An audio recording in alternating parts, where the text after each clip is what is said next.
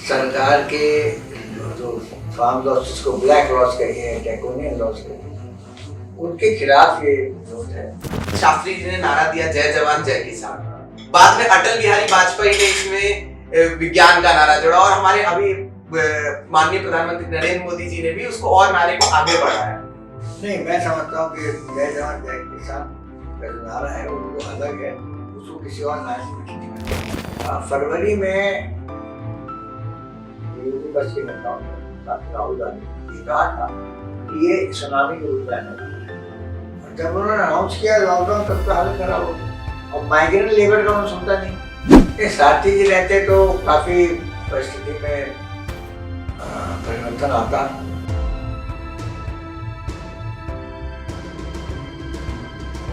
नमस्कार, आज मेरे साथ अनिल शास्त्री जी हैं जो चेयरमैन हैं Hindi committee all India Congress committee के और चेयरमैन है Lal Bahadur Shastri institute of management और ट्रस्टी हैं Lal Bahadur Shastri national institute of memorial के और साथ ही ये हमारे फॉर्मर मिनिस्टर रह चुके हैं मिनिस्ट्री इन फाइनेंस में।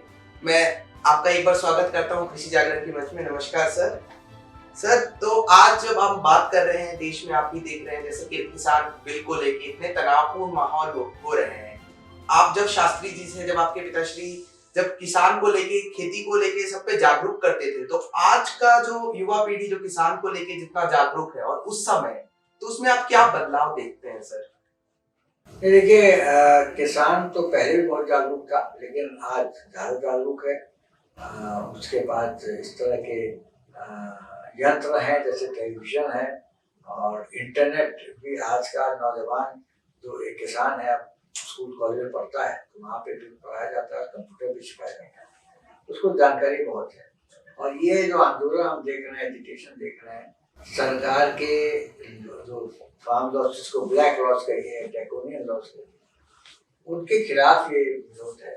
और मेरा ऐसा मानना है कि ये विरोध लाजमी है और अगर लाजमी नहीं है तो सरकार को उनके मन में जो भी संदेह है, जो एप्रीहेंशंस हैं, उनको दूर करने का काम करना चाहिए, क्योंकि तो सरकार का काम बिल तो बोल रहे हैं, वो संतुष्ट करें।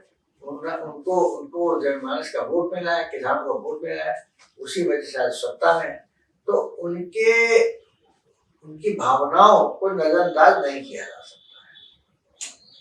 बिल्कुल सही। जैसा कि हम लोगों ने सुना, शास्त्री जी ने कहा कि कहीं ना कहीं सरकार को भी उनकी बातें सुननी चाहिए, समझने की कोशिश करनी चाहिए, क्योंकि कहीं ना कहीं ये देश का एक रहा है एग्रीकल्चर सेक्टर पे कि हमें किसानों को समझना पड़ेगा, क्योंकि जो कमियां हैं, जो बिल्स आते हैं वो देश के हित के लिए ही आते हैं और सरकार को कहीं ना कहीं एक बेटर अंडरस्टैंडिंग की तरफ बढ़ना चाहिए।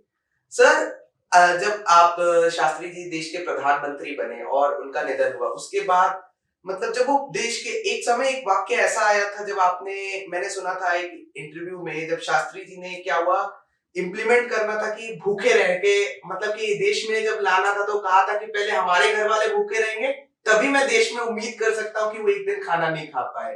ऐसे कुछ वाक्य जो आपको याद था कि मैं तो स्कूल में पढ़ता था जब शास्त्री जी प्रधानमंत्री थे, छोटे ही था, 16 साल का था।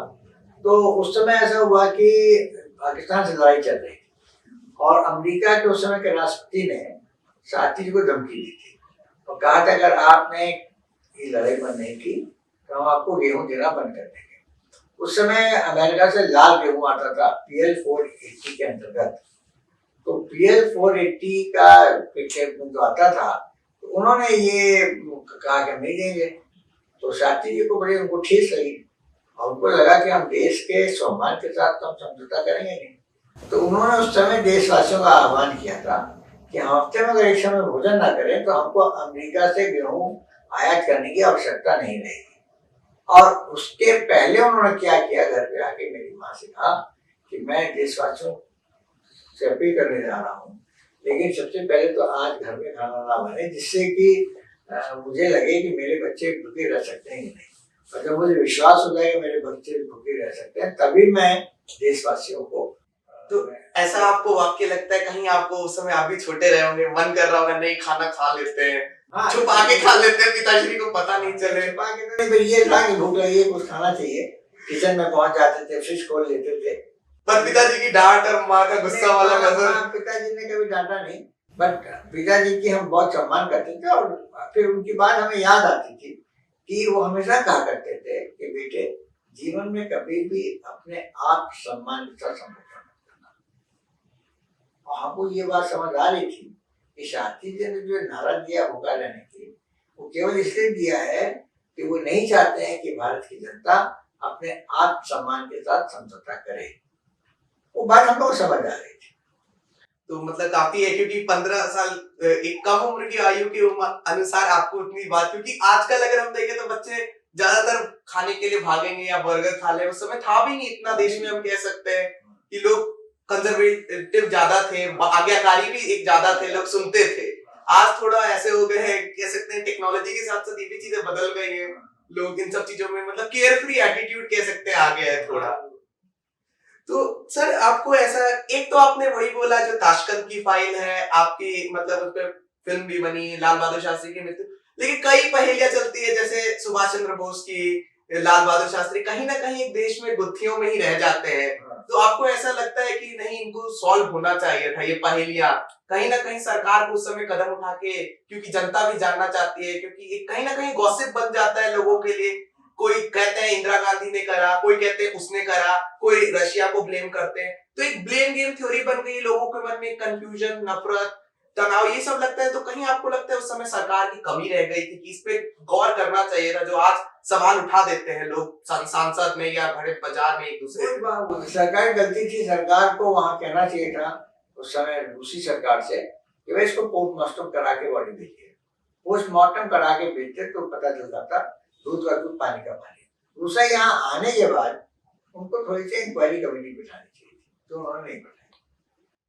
पर उस समय ये भी कह सकते हैं देश का माहौल, के कामराज साहब, उनका, मुरारजी देसाई और इंदिरा गांधी जी का जो तनाव चल रहा था कि कौन अगला प्रधानमंत्री बनेगा, कहीं वो भी एक समय ऐसा दौर आया था कि सब उलझ गए थे कि अब कौन बैठेगा गद्दी पर।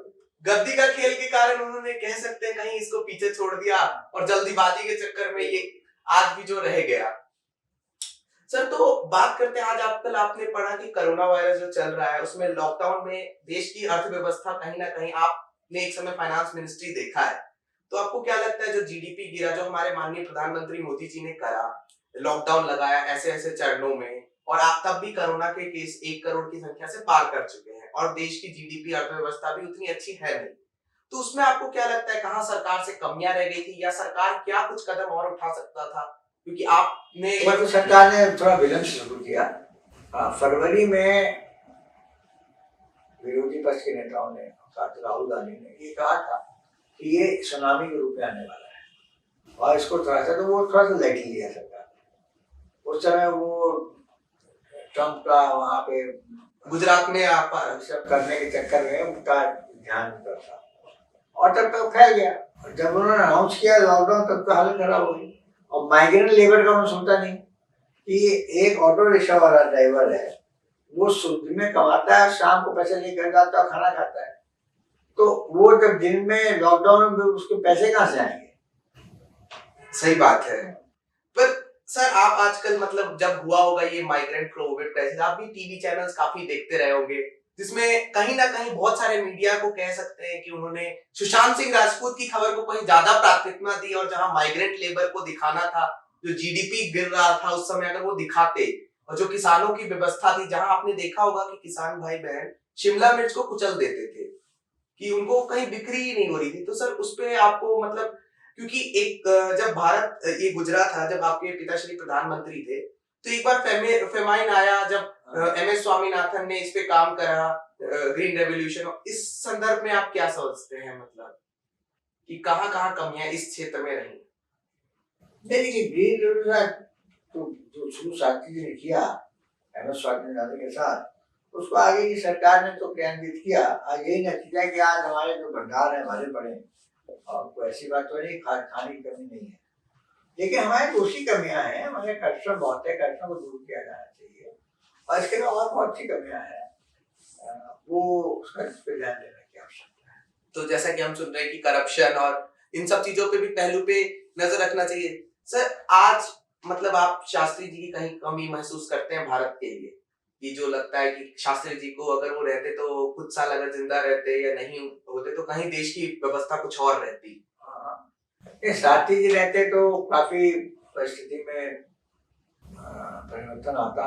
शास्त्री जी को जमीन ही नेता थे, तो उनको सब पता था कि जनता की का दुर्दर्द क्या है, और वो रहते हुए बड़े उन्होंने सीबीसी सेंट्रल मिशन कमीशन बनाया, सीबीआई बनाया, तो कई ऐसे बॉर्डर सिक्योरिटी फोर्स बनाए, तो कई उन्होंने ऐसी चीजें करी तो बड़ी व्यवहारिक थी, प्रैक्टिकल थी।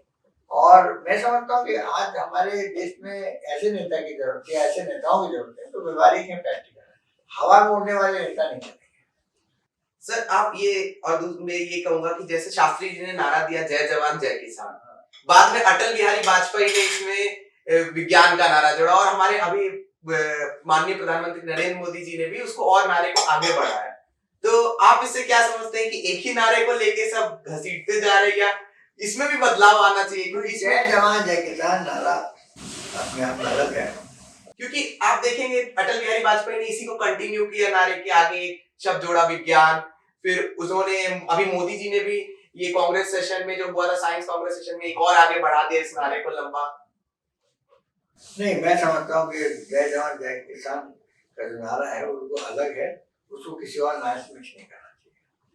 तो आज आप देश के किसान को क्या मतलब समझते हैं, मतलब क्या देखते हैं कि एज अ किसान कि जब युवा पीढ़ी किसान की तरफ नहीं जा रहे हैं, क्योंकि लोग कहीं ना कहीं जवान और किसान में कमी हो रही है देश में, ये दोनों सेक्टर में लोग बड़े बड़े बिजनेसमैन क्या कहते हैं कॉर्पोरेट्स में वर्ल्ड में या इंपोर्ट एक्सपोर्ट इसमें ज्यादा नौकरी देखते हैं या कह सकते हैं सिविल सर्विसेज की तैयारी करते हैं और इन क्षेत्रों पे कमी ही रह जाती है आजकल। तो इसमें आप क्या कहेंगे हमारे दर्शकों से कि वो कैसे इनसे जुड़े, कि किसान और जवान में क्या उनको करना चाहिए कि उनसे वो सरकार को या हमें कि हम प्रेरणा लेके इनसे जुड़े?